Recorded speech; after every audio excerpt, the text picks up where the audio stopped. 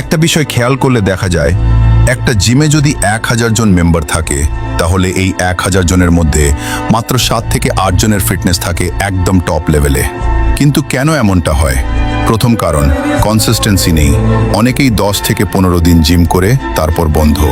কিন্তু যারা ভালো রেজাল্ট পায়, তারা মাসের পর মাস, বছরের পর বছর ধরে লেগে থাকে। দ্বিতীয় কারণ, সঠিক ডায়েট ফলো না করা। শুধু জিম করলেই হবে না, ঠিকমতো প্রোটিন, কার্ব, ফ্যাট সবকিছুর ব্যালেন্স দরকার। 90% মানুষ এখানেই ভুল করে।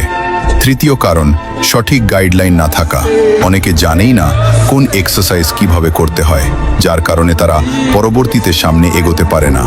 চতুর্থ কারণ, ধৈর্যের অভাব। সবাই চায় দ্রুত বডি বানাতে, কিন্তু ফিটনেস একটা লং টার্ম গেম। তাই যদি তুমি ওই 7 থেকে 8 জনের মধ্যে থাকতে চাও, তাহলে মনে রাখো, consistency plus proper diet plus right training maintain করতে হবে। ভিডিওটা ভালো লাগলে লাইক, কমেন্ট আর শেয়ার করতে ভুলবে না।